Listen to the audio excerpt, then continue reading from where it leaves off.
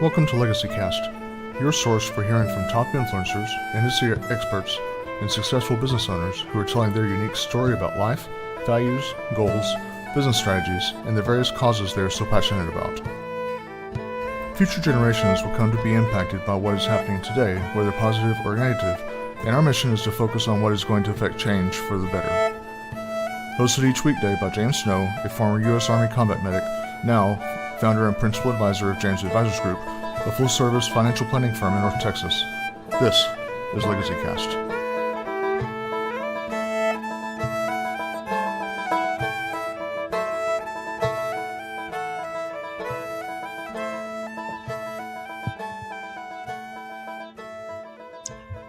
Welcome, Legacy Cast listeners. This is your host, James Snow, coming to you from North Texas, and I have a wonderful and exciting guest for you today. A gentleman by the name of Tommy Breedove.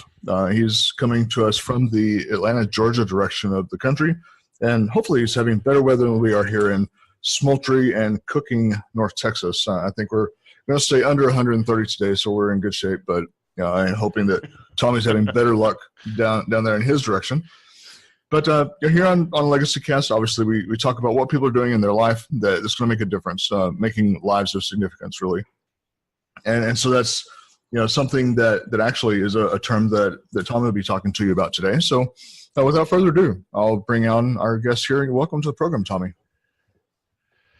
Hey, James, how are you, brother? It's quite hot here in Atlanta too, man. You walk outside and your left half of your body melts, but it sounds like it might be a little hotter in North Texas. I think you guys get a little more extremes than we do.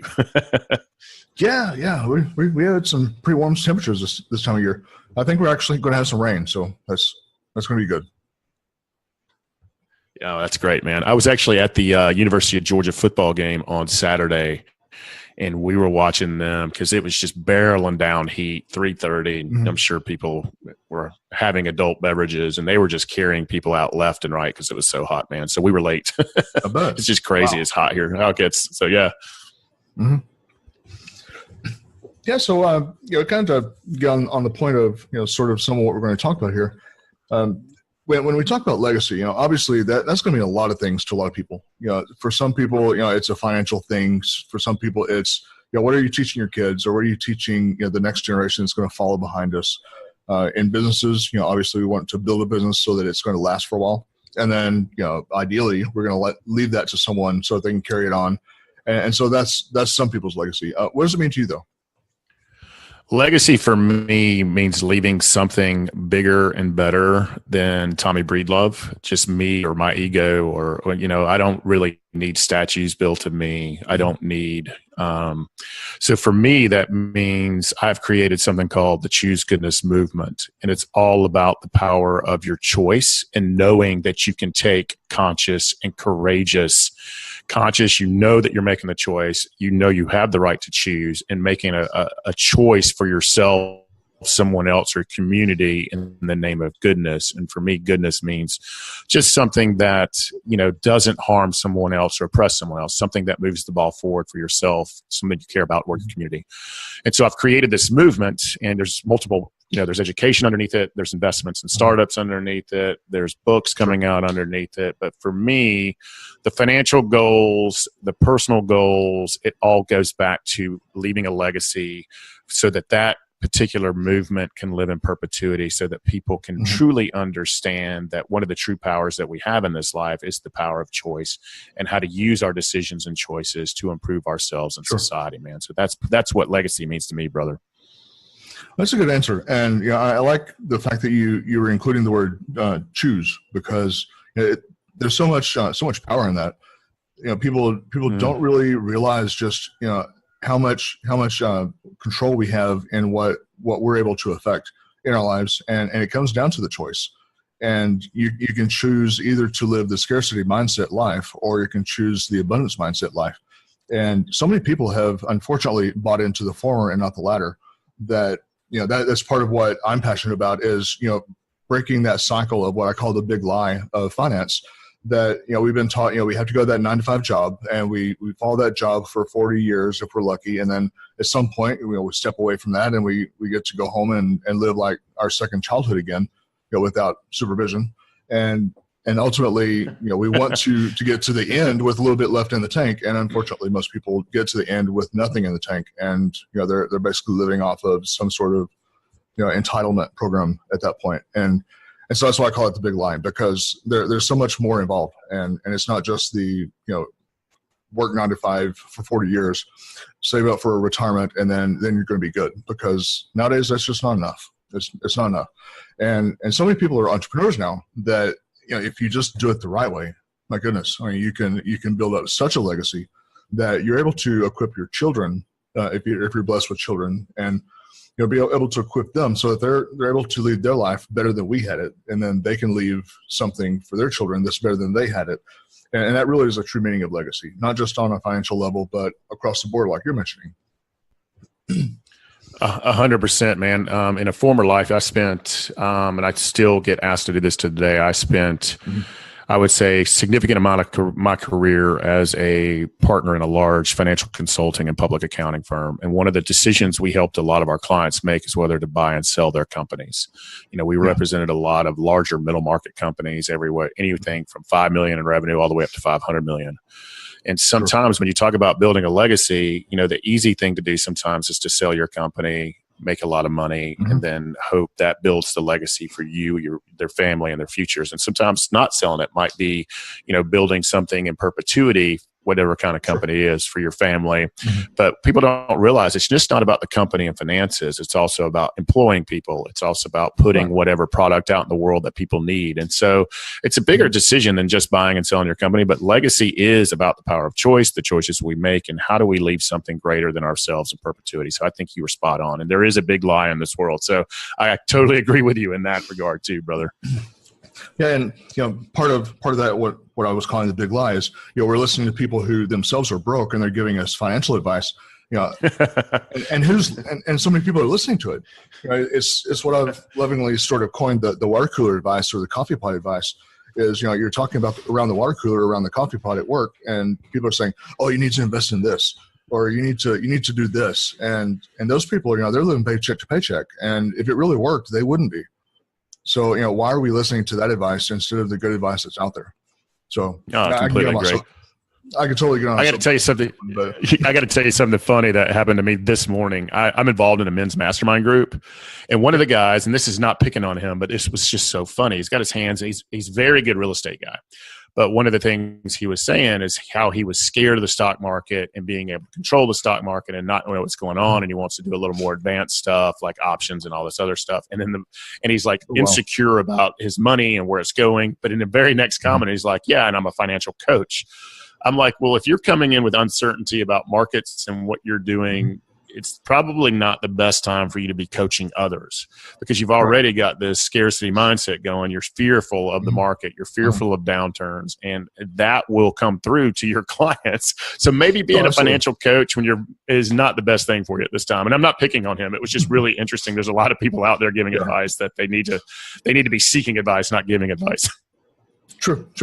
And half of them, have a radio program. Not to pick on too many people, but you guys hear, on Saturdays, on the AM stations, there's so many radio programs about, different people giving finance advice, and maybe they shouldn't, but, again, that's neither here nor there, right? That's a rabbit trail. That's a rabbit trail I'm not going to get. So when you're considering what you're doing within your own space and your family, obviously you feel like it's important that everyone consider what that impact is going to have on the legacy, right? Oh, always. And so my space these days is to help mostly men, but sometimes men and women. And these are usually managers, executives, owners of their own company. It's how do they achieve meaning and happiness in their life, fulfillment, build that legacy, both financially and personally. But also, how do you do that without compromising your ambition or financial success? And so people think that purpose, meaning, balance in life, fulfillment, spiritual realization, emotional realization has to come at the expense of ambition and financial success. It's complete nonsense. You can truly have it all. I mean, I've shifted my entire system, body, emotions, mental, and just the success, the abundance, the network, the people that have come into my life just by following these tools and these systems, kind of like what you're doing in that abundant space. You can really have it all in life. And again, going back to choice, happiness and fulfillment is a choice, but it's also hard work. It's a journey, and you got to be willing to show up. You got to take the courage, and you got to work for it. Legacy, meaning, balance, happiness, financial net worth, it doesn't come for the lazy, the apathetic. And so it's all about people who are willing to do the hard work, to learn to open themselves up and candidly look in the mirror and have a serious discussion with yourself and not let your ego and pride get in the way of really building something great. So, but it does take courage, and change takes courage. So I'll get off my soapbox now. So that's what I'm all about, brother. Yeah, you kind of touched on a little point there that I wanted to sort of sit on before moving on to the next topic. And you were mentioning, how your beliefs and your faith, some people try to keep that separate of their financial ambition, and really those I agree with you. Those things should be very integral to it. I personally, my faith is at the center of my business and the reason why I do what I do and why I'm doing it, because I'm instructed within my faith that I should leave a legacy for at least 2 to 3 generations.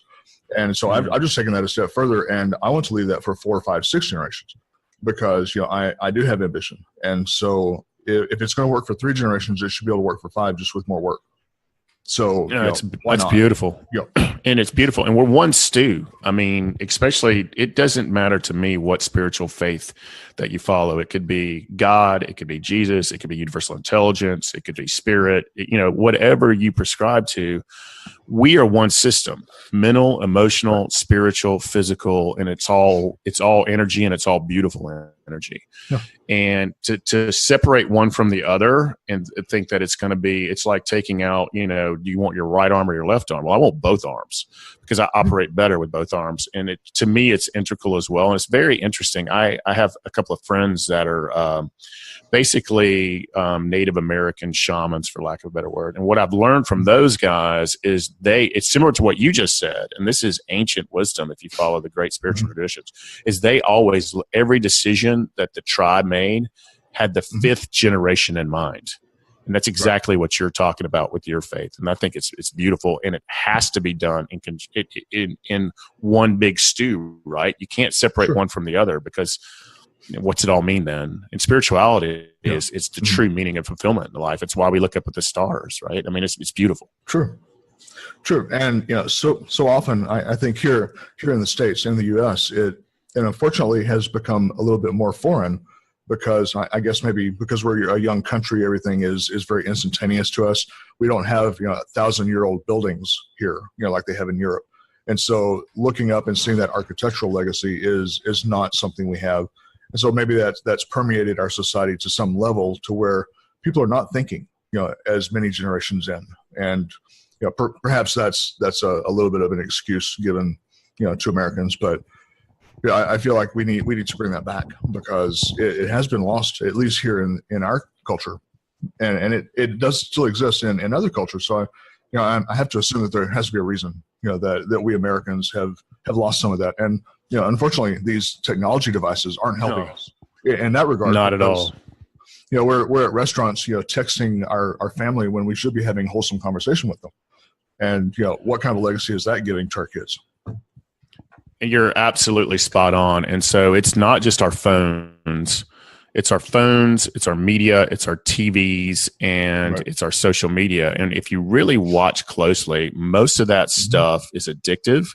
Most of that, try to pull your phone away from yourself for 24 hours. You will have physical withdrawal symptoms, just like a drug would give you. It's remarkable how they built these, and social media is a part of that. Phones are a part of that. Video games are a part of that. Media is a part of that. And also a lot of that stuff is to scare you or make us compare ourselves to everybody else. And so we've gotten out of, like you said, wholesome conversations. We're forgetting to look up, but we're also becoming we're so envious and comparing ourselves to others on social media or our phones or on, sometimes the media is also meant to scare us and tear us apart, right? As it's supposed to bring us back together, that we've started becoming selfish and prideful, and we're really not in a serving mentality. And for me, and this is, I believe it, I live it, I believe if you serve 51% more than you receive, like 51 to 49, the rewards, financial, network, friends, happiness, courage, self-belief, self-love, it comes to you tenfold. Sure. But when we're in a state of fear and comparing and competing with everybody around us because of nonsense that's put out there by our media and social media, or looking at our phones constantly, it's never going to happen for you. So that's, you made a great point, and I get in my soapbox about this, but until you put the phone down, you're not going to be successful in life, period. That's true. And, we are all created. You mentioned the term servant. We're all created to be that. And regardless of what belief system you're part of, or, what particular faith you're part of, every single one of them does go back to that same teaching and that same doctrine that we should be servants. And, when you serve enough people, then you don't have to worry about how much you get, because you're going to get enough. You help enough people, they're going to in turn do the same thing, and they're going to help you. And so we don't have to worry about the almighty dollar when we're doing things. Worry about the needs and the wants and the desires of other people, and they in turn are going to care about yours. And at the end of the day, you're going to have what you need. You help enough people, 100%, and you're going to be taken care of. So, and as we say at the church I go to, bless people, bless people. It's the more you bless people, then the more you're going to be blessed, and in turn, you can bless more people. So it perpetuates itself, and it's that snowball effect that just keeps growing and growing and growing, and all we have to do is just keep doing it. That's beautiful, and the flip side of that is hurt people. Right. And it's really interesting because that is a true term. People that are springing judgment and pain and anger and criticism, those are hurt people trying to hurt people. And it's so interesting you said that. I love this because I believe that we were put on this earth to provide value and usefulness to ourselves, our communities, and people. And so to be useful and to value, it starts with serving. And so I think once you do that, God, the universe, it reciprocates back to you tenfold. So you're spot on. Sure. And each of us have those unique gifts and talents and abilities. And the reason we have those things is to use them to help other people. It's not for our own gains, because most of the time, our gifts and talents do nothing for us, but it does a lot for other people. And so if we just use those things, then we're happy. And that's why I tell people, when they ask, what career should I go into? Go into the one that makes you happy, the one that gives you joy, because just like that saying goes, if you do what you love, you never work a day in your life. And so I'm very much a believer in that we should do the things that we're gifted for. And, you do that and you help enough people, you're going to be okay. You just trust in it. It just happens to be, the way it is. I couldn't have said that better. I couldn't have said that better myself. I believe we all have what I call your zone of brilliance. Some call it your zone of genius. Some call it your God-given talents.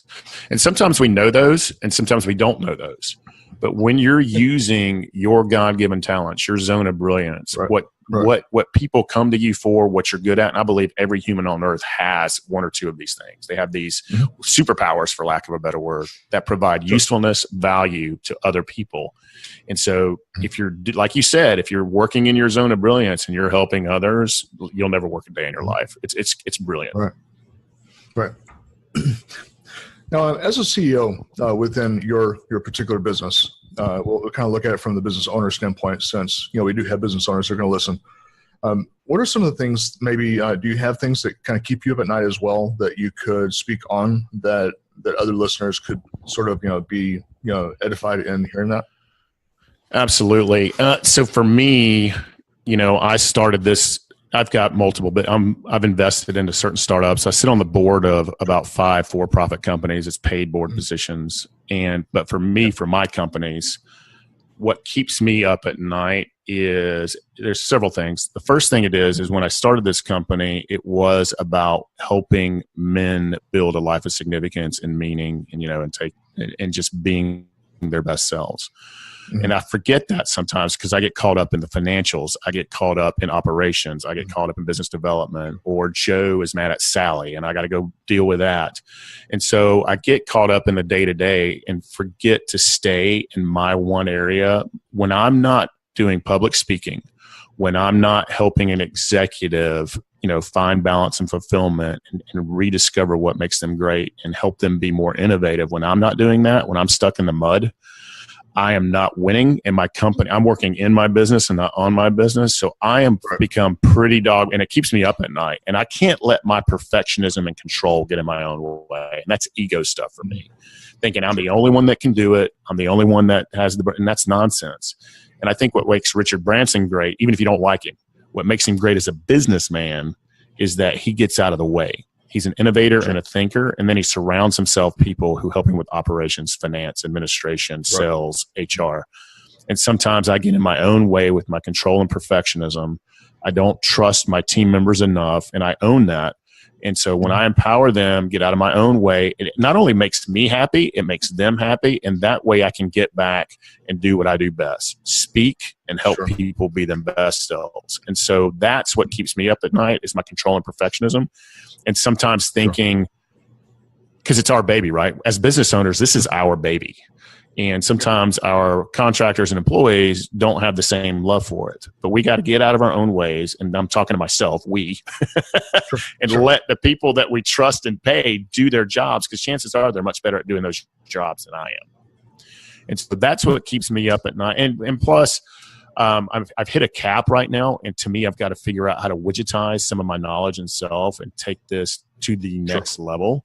Because how do I widgetize me and build the program systems, both online and offline, and bring some little Tommies up in the world so that I can continue growing and doing this, because it's becoming a need. It's in high demand right now. And so another thing that keeps me up at night is scale. Sure. Yeah. And that's something that, I do hear a lot of different entrepreneurs, kind of running into. And, after the program, I'll actually give you some info from somebody that's been on my program as well, that's what he does. And so I'll look you up. That'd be awesome. A good friend of mine. Awesome. So do you believe it's important? Here's one of my rhetorical questions I like to ask. Do you believe it's important that people, both in their personal life and their business life, create strategies and plans for what they're doing? Or do you think it's okay for them just to basically go through life willy-nilly and, take it as it comes? I think if you go through willy-nilly, you're going to die with a lot of regrets and a lot of shoulda, woulda, couldas. And so to me, I build my whole life. It starts with my personal and life plan, which then evolves into my business plan. And I prescribe to the school, if you don't write it down, it's not going to happen. And so my family, my wife and I, and we have a dog. We were not blessed to have kids, but for us, it's imperative that we set our life goals, our travel goals, our education goals, our growth goals, our relationship goals, and then we build our business goals based on those. And so we have been so successful, especially in recent years, from a relationship standpoint, from a happiness standpoint, and from a business standpoint, because we do massive, not only strategy and goal setting, but here's where the rubber hits the road. You have to do tactical planning as well, and hold yourself accountable to the actions under those plans, because the best strategies and tactics in the world without action is death.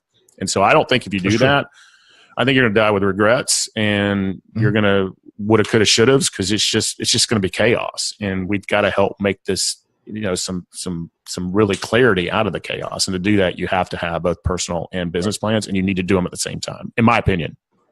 Sure.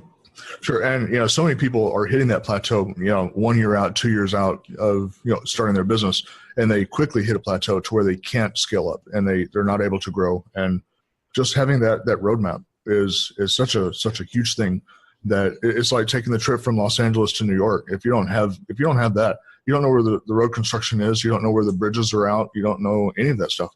And you're not able to avoid, the turmoils and the tragedies that could befall you if you don't have that plan. So my little 2 cents worth there. I love it. And for me, this is something that's powerful. So I walk this stuff. It's not just something I'm not a sage on the stage. I walk this stuff. I walk next to my clients. And let me tell you what I do.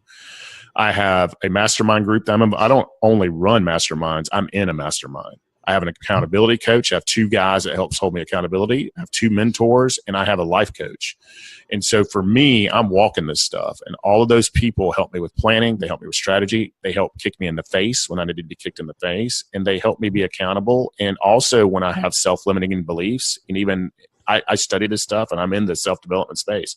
But when I have self-limiting beliefs, they help me overcome those. So it's not just about strategies, it's about tactics, and even bigger is accountability to those tactics.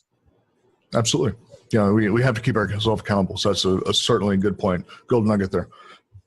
So what would be some of the reasons that you think maybe some of these newer entrepreneurs are failing or giving up in their businesses? We know that 90% of businesses fail, but what do you think some of those reasons are?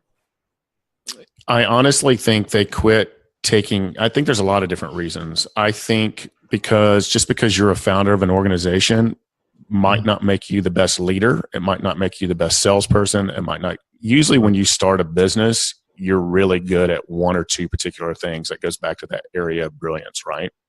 Sure. And so for me, I think as they build their business, first of all, it's got to be something that someone wants. It has to provide value to the world. So if you're just starting a business to start business out of money and there's no value in it and people don't want it, then you're dead to start with. But assuming you've gotten that part down, that someone actually wants to buy what you're selling, I think you have to stay in your lane as an entrepreneur and surround yourself with the best and the brightest and the people that help bring you up and that help you build this business together. And I think you've got to get out of your own way. And I think you need to let your pride and ego out of the way. That doesn't mean you have to give up all the control and ownership of your company. But if you're not the best leader, bring in a leader. If you're not the best people person, bring in a people person. If you're not against technology, bring in someone in technology. And so as you grow and scale, and by the way, business is tough. Every business, you've got competition, you've got marketplaces. It's not easy. And I think people think they see these, basically these grand slam home runs that these people have created $1 billion business. Well, you can still add value to yourself and society with $100,000 business, with $1 million business, a $10 million business, a $50 million business. And by the way, money is just energy and a mindset. And so if you're limited to a certain amount of revenue and money, that's because you've got a limiting mindset. But that's a whole nother topic that I could go on a soapbox for like hours and hours and hours. But for me, I see so many entrepreneurs because I'm on the board of the UGA Entrepreneur Program, and I get to judge a lot of entrepreneurial competitions. And I think there's a lot of reasons. I think the founders and leaders think they're CEOs and they want to control everything, like I was talking about earlier, and they don't let people get out of their way. And B, and this is my soapbox, if you don't have a basic understanding of finance, accounting, governance, and legal, you're dead. You're absolutely dead in the water. Because the sharks, I used to represent a lot of VC and private equities in my financial consulting days. They are going to eat you alive. And so to have a basic understanding of cash flow, profitability, what about balance sheet? Should you be an LLC, a C Corp, an S Corp?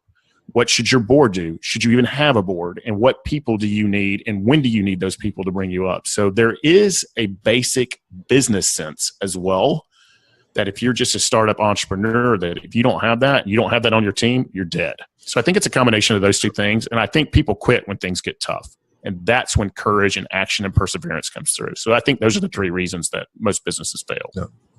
No, spot on. Very, very well put. Very well put. So within the different roadblocks and resources that are out there, what are some of those that you've run across that you might point out to people that are just starting business and, maybe roadblocks to keep their eyes out for, and then resources that, when they see them, take advantage of those resources? I think it's so roadblocks is going to be, there's this perception out there that there's just all this money to be had, that people are just going to invest in your company. And I just think that's nonsense. I don't know where we've come up with this mindset that venture capital, private equity, and angel investors are just going to invest in people's companies. So get rid of that mindset. People will start investing into you, whether it's resources, it's money, it's time, whatever it might be, when you actually have a product that's providing value to a certain customer and client base. And so first of all, you've got to build a company that has a good product.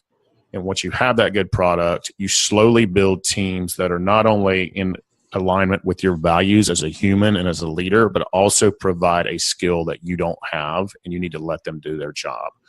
And so I think it's a combination of those three things that I just told you: is building the right team, knowing when to take money and when not to take money, understanding the governance and legal side of a business. And you don't have to be an attorney, but you've got to understand how to protect yourself and what all that stuff actually means from a cash flow tax standpoint, and what it ultimately means if you want to scale it to a super level. Sure. And so I think all of those things are roadblocks, but the biggest roadblock of all, and this is going to be painful, is ourselves.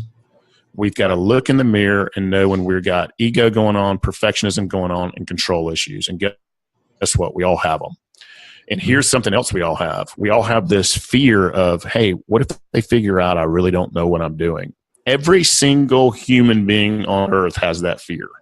But chances are you do know what you're doing. Just push through it. Surround yourself with people who believe in you, but be willing to look in the mirror and step aside when you need to step aside.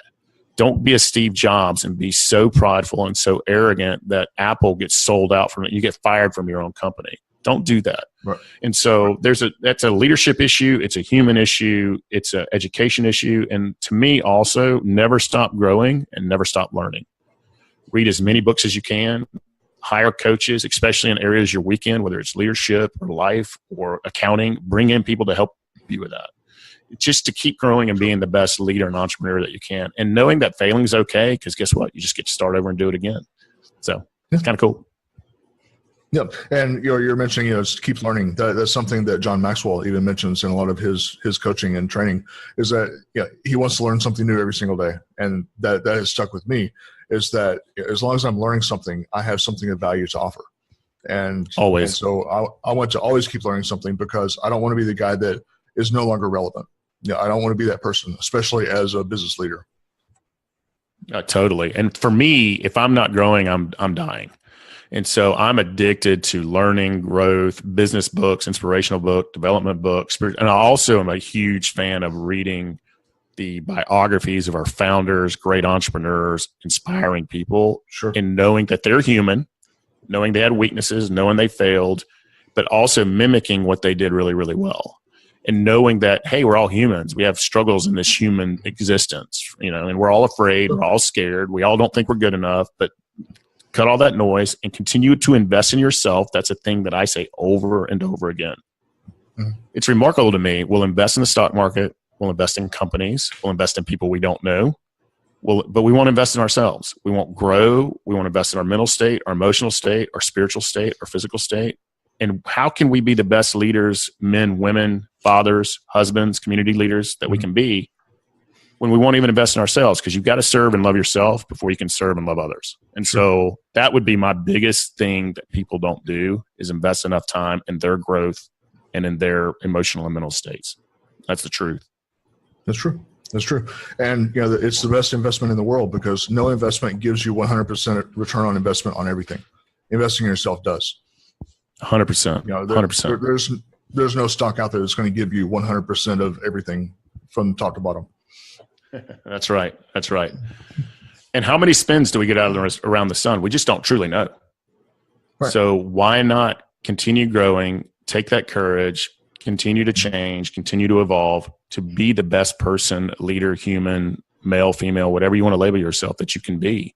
And my thing, and I'm not kidding about this, James, my thing is I don't want to look back with regrets.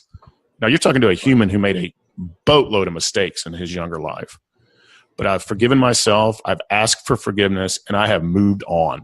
And I just continually to participate in my own rescue, invest in myself, and continue to grow. And for me, it's just about being better than I was yesterday and not dying with regrets. And that's really all it's all about. Yeah, that's key. That's very key what you pointed out there.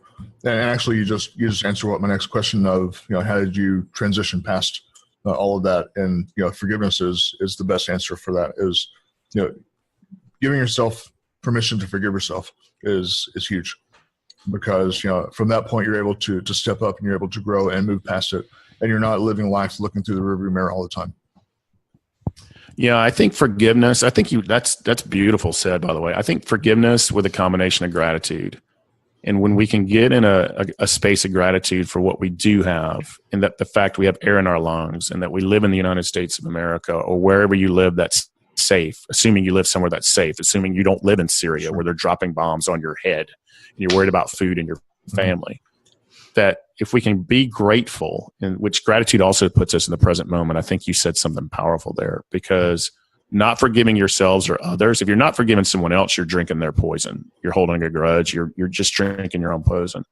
But forgiving yourself, learning how to love yourself unconditionally, and moving on and taking action, and then switching that to a place of gratitude for what you do have and stop comparing and competing. Those are two. They're also, it's just like going to the gym. You have to work on those every day. But if you can do those, your life will change significantly.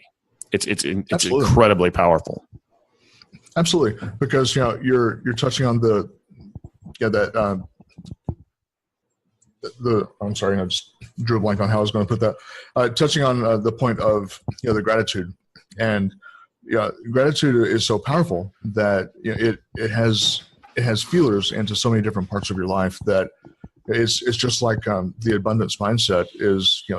When you have that gratitude, you can't even explain how it seems to perpetuate itself in your life. It just does.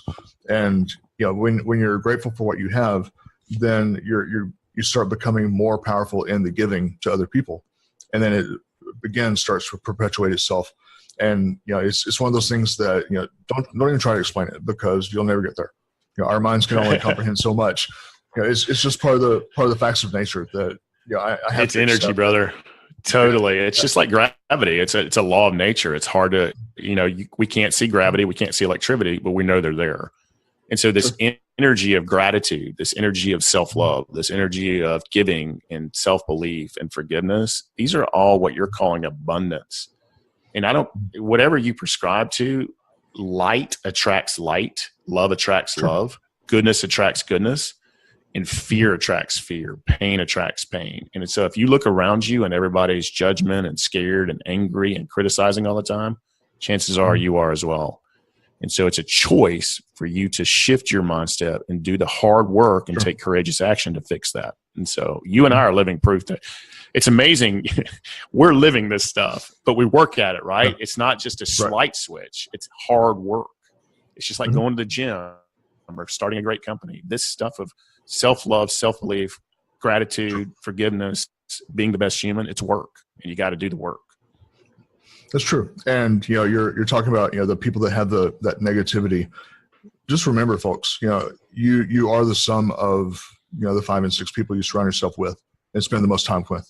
So if those people have toxic mentality, and you're surrounding yourself with toxic mentality, no matter how hard you fight it, it's going to seep in. And so just remember that, and create those boundaries around yourself, around your family, around your business, and be very protective of those boundaries. Because when you have those toxic people surrounding those things, you have to keep those walls strong and the gates shut, because it will get in. It's like a cancer. It will eat all of it from the inside. And so just be very careful who you allow into that space. Another two. I don't know who coined the term. But they're energy vampires, and they will literally suck you dry, and you can't help but to get on their level. And it's hard sometimes to change your community, to change your friends, but it's so worth it, man, at the end of the day. Yeah. And sometimes unfortunately it can be even your own immediate family. And so, I've had that case, where some people in my immediate family are those type. And so it's just, keep them at arm's length. You can't do away with it altogether, because, it's family, but at the same time, you can limit, your exposure to that. Doesn't mean you don't love them. I mean, you can tell them you love them. You can tell them you love them over. It's so interesting. I think we all have that in some way. Yeah. I have an immediate family member who on a regular basis criticizes me, criticizes my relationship, criticizes my wife, criticizes my work, calls me a fraud. And she's just in pain. And so in pain attracts pain. And that doesn't mean I don't love her. That doesn't mean I don't want the best for her. But I'm not going to let her anchor me down and trying to put my message out in the world and hope people dig it. I'm not going to let her do that to me. And so I have chosen to limit contact with her. Doesn't mean I don't love her. Period. So as far as kind of where you've ended up at this point in your career, was that sort of an obvious direction for you in where you were before, or did you sort of stumble upon where you've ended up? Oh, if you would have asked me 8 years ago, I was a senior partner on the board of directors of one of the largest firms in the Southeast United States. We did public accounting, mergers and acquisitions, and financial consulting and financial audit and tax. And I was a senior partner. I was 39 years old and on the board of directors. I made it to the mountaintop. And I just knew, because of all the self-work I had done starting at 36, I went through this major transition at 36. I was that guy. I was the guy that wore all the masks, the tough guy, the cool guy, the important guy, the couldn't ask for help guy. And none of that was Tommy. And it almost cost me my life. And at 36, I made the tough choice to change, right? Mm-hmm. And so what happened is not only to my life at the firm, I went from junior partner to senior partner so the financial, the prestige, the business all came my way, but also my relationship was saved. My friendship started getting better. My network started growing, and it was all because of all these tools and systems I had put in place. But here's how it fell in my lap. I had to set the stage. So all of a sudden, all these business owners, executive, type A personalities, the rooster guys, the alpha males and females, sure, they all started reaching out to me behind the scenes saying, hey, man, I want a little bit of that happiness and balance, fulfillment in life. And you've done all this without compromising your ambition or finance. I'm a business guy, man.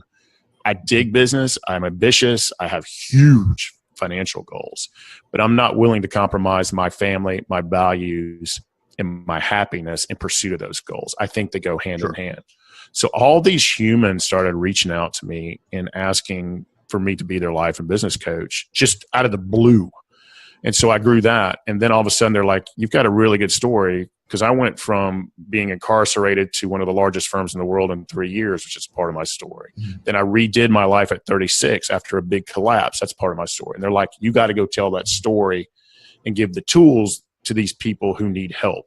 And so whether it's public speaking, whether it's writing that I do, or the life and business coach, it all fell into my lap because I think this is what I was put on this earth to do. And it was very painful for me to walk away at the top of a game looking at, annuities of high 6 digits, potential 7 digits the rest of my life, by doing something that I wasn't passionate about. And I don't believe that it was my purpose on earth was put here to do that. But I was scared. I didn't want to leave that. It was security. I had the prestige and power. Sure. I had the money. But I took courageous action. I did this. And what I thought was a lot of money back then, it's just silly. It's just our mindset and our fear mindset. But I know now that I'm serving a community. I'm helping people live with balance and meaning in their life without compromising ambition. So that's a really long-winded way of saying it fell in my lap, but the road signs were there because I started looking at the road signs. And, the universe, God, whatever it might be, was pointing me in that direction. And people kept coming to me for advice, for tools, for systems.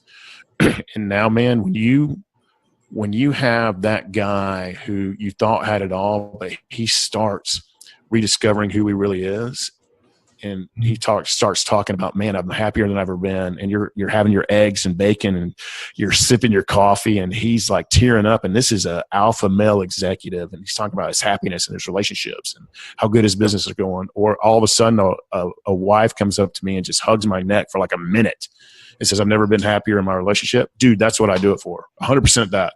There's no $100 million mergers and acquisition deal that I used to do that could ever light me up than having someone saying, you've touched my life and you've changed my life. And thank you for your transparency and putting it out there. That's why I do this, brother. So it fell into my lap, but it took courageous, massive action and a whole lot of support from a cool community. Yeah, that's a great story that you have there, because, that really does show the difference between, success doesn't mean your legacy. Your legacy is the lives that you're changing. It's not all the stuff you did before that. Everything, in your corporate career, that led you up to that point. But, that was so that you would be at the edge of that springboard so that you could jump to the next thing. And so all of those other things had a purpose, yes. But, that purpose was to lead you to where you are now, affecting change in other people's lives. And, that being really, where your legacy comes in. And, that's a beautiful story.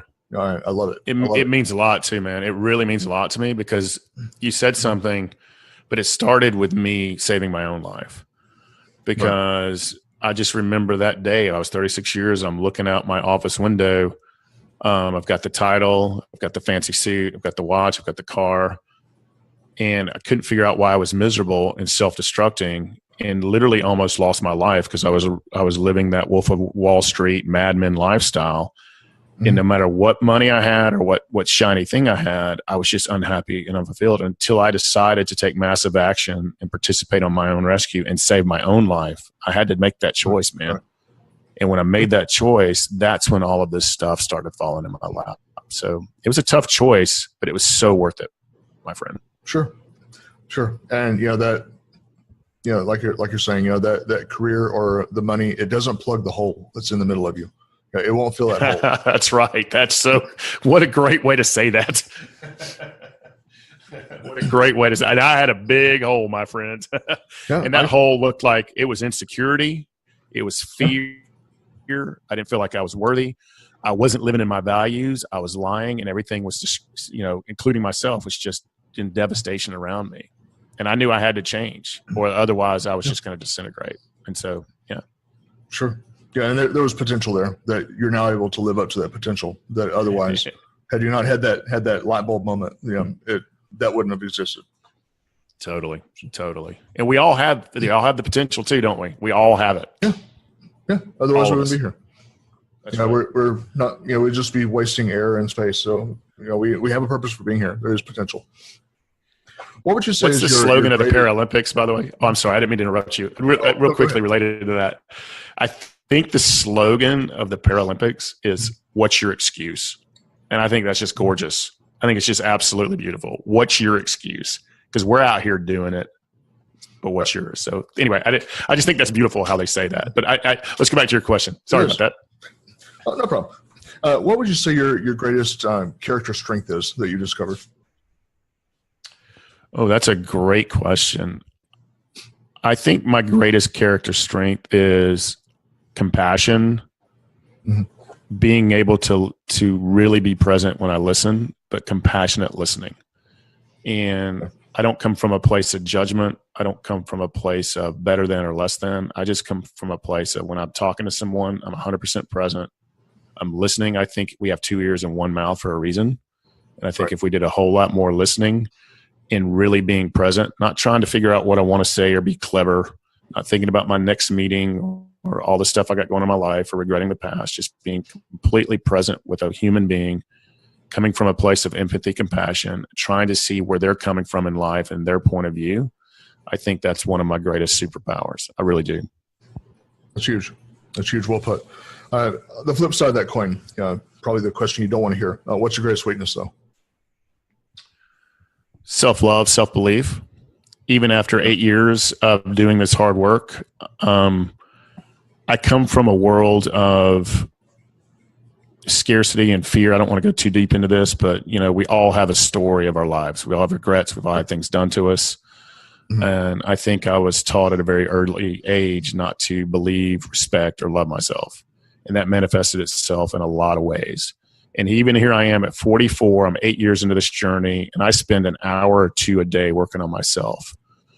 But it's all my ultimate goal of peace is unconditional self-love and self-belief in everything I do. And when those two ghosts or demons or squirrels get in my head, I call it the Tommy go round. Yeah. When those get in there, they are so destructive. But that's why I spend an hour or two a day on emotional, mental, spiritual, and physical well-being, so that when those things come up, I can see them, I can thank them. I know they served me in the past, but say, nope, you have no more power over me. But I would say those two things rear their heads for all of us, especially me, even to this day. Okay. Just kind of a curiosity thing. You were mentioning the hour or two a day that you put into that. Is that something you do at the very beginning of your day, that you start your day with that before anything else? For me, I love my mornings, and I am really, really dogmatic about not scheduling things in my me time. And so I do it first thing when I get up, and there's readings that I do, there's prayers that I do, there's meditation that I do, there's exercises that I do, and there's writings that I do. all working on me so that I can go serve my clients, my wife, my community, and be the best business and human that I can be. But yeah, it's every morning, and some people are night people. So whatever your thing is, just make time. Even start with 30 minutes a day, but you got to invest in yourself. And so that's why I do this work.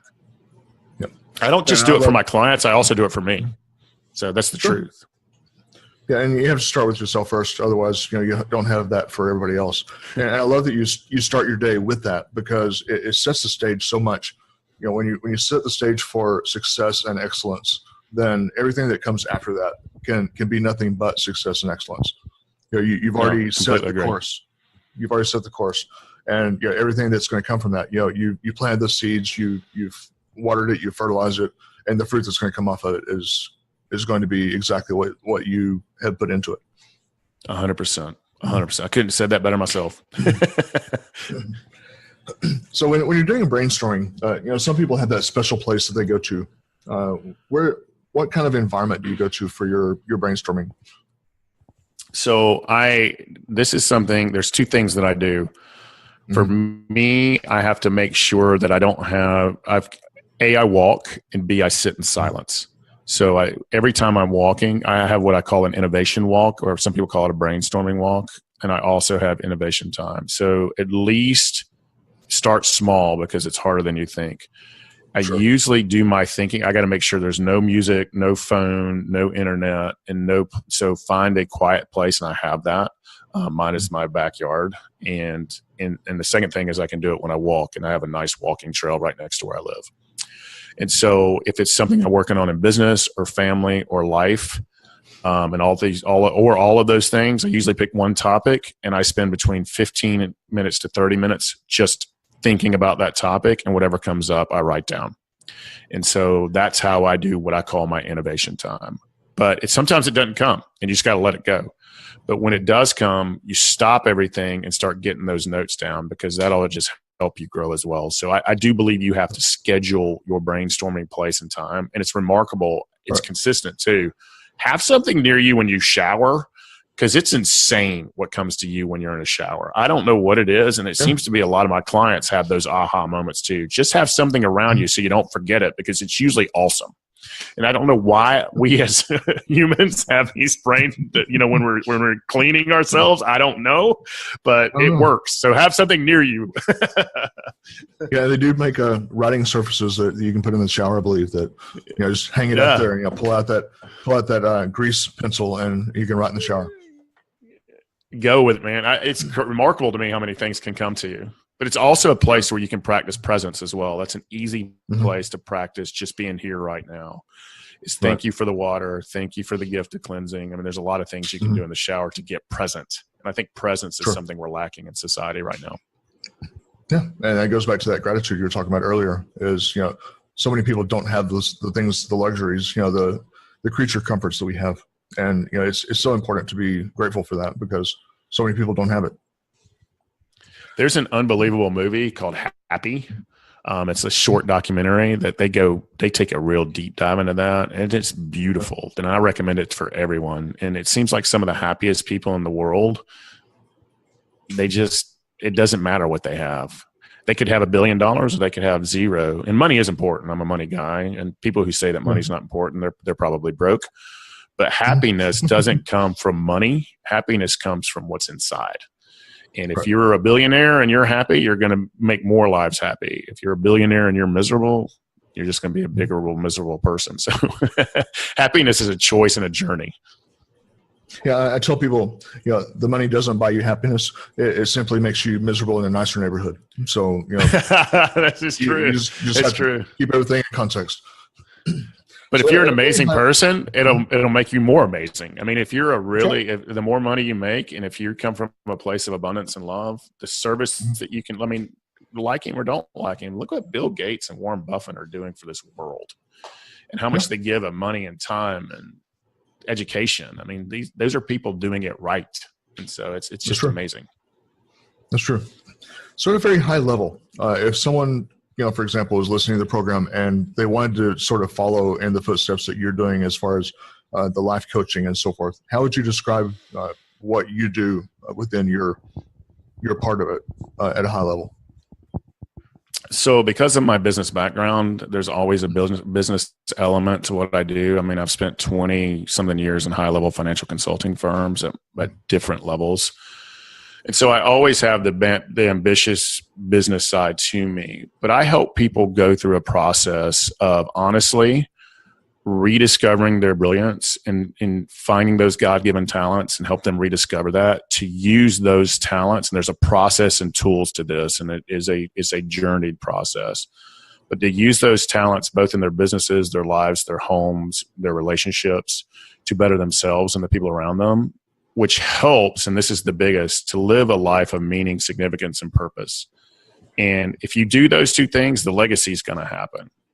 But there's also tools and systems we can put in place to help you monetize those things and to really take your message out to the world. And if you want to, I mean, it depends on what your highest level goals is. So I literally help people live the life they've always wanted to live, because that's what I'm helping myself do.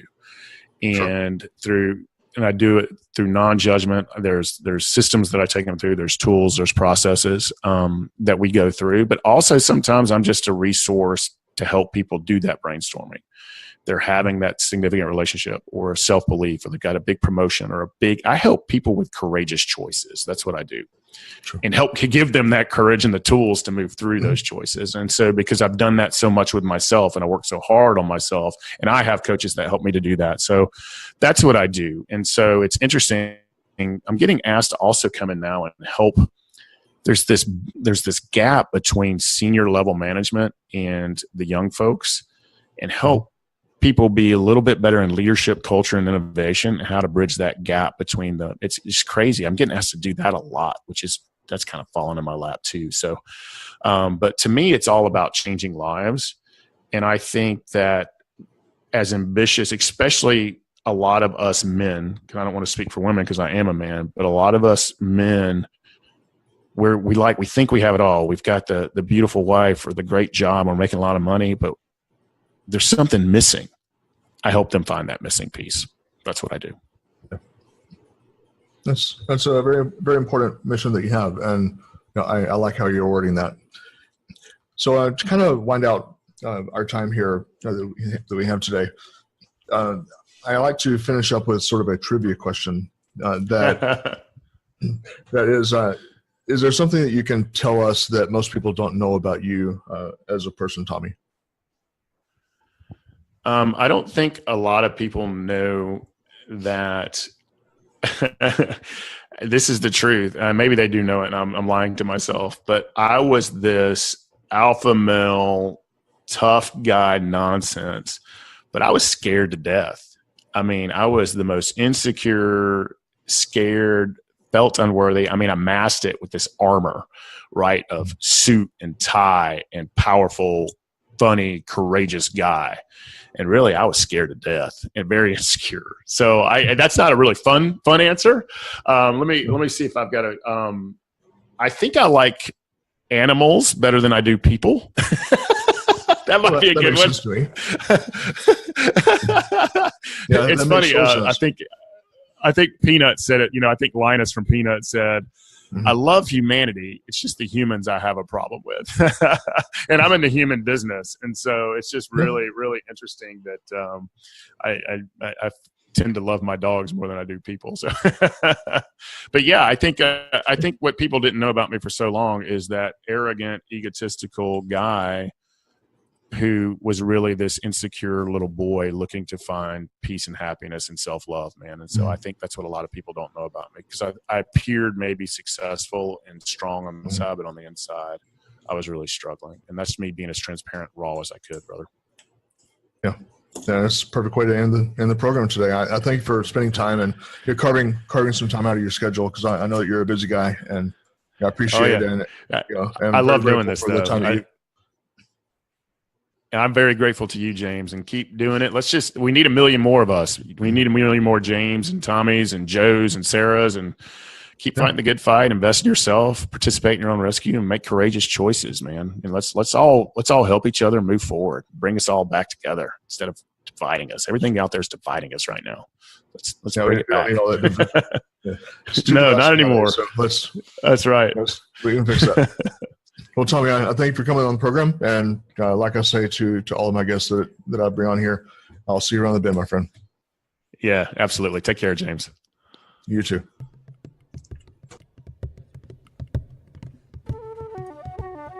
You've been listening to Legacy Cast. Thank you for joining us today, and be sure to come back next time as we speak with more top influencers, industry experts, and business owners from around the world.